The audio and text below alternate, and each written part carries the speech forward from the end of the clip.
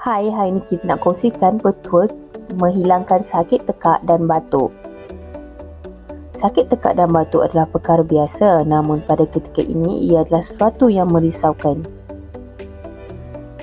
Anda pasti risau sekiranya dijangkiti sakit tekak atau batuk. Selain daripada mengambil ubat batuk, anda juga boleh menggunakan petua-petua tradisional yang akan kami kongsikan di sini.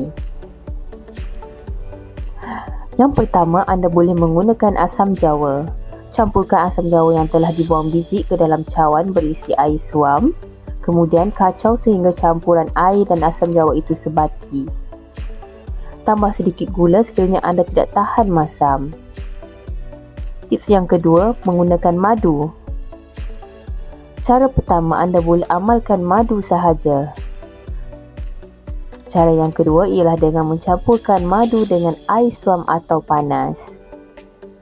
Cara ketiga ialah dengan mencampurkan madu ke dalam air lemon.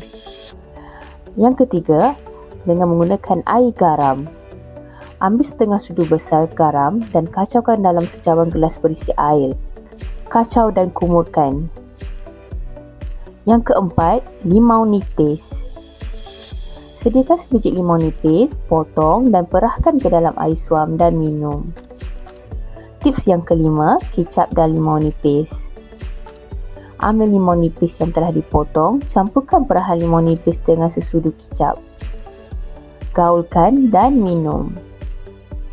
Terima kasih kerana menonton petua cara menghilangkan sakit tekak dan batuk ini. Semoga ianya bermanfaat dan berguna buat anda. Jangan lupa subscribe, like dan komen channel kami untuk petua yang akan datang.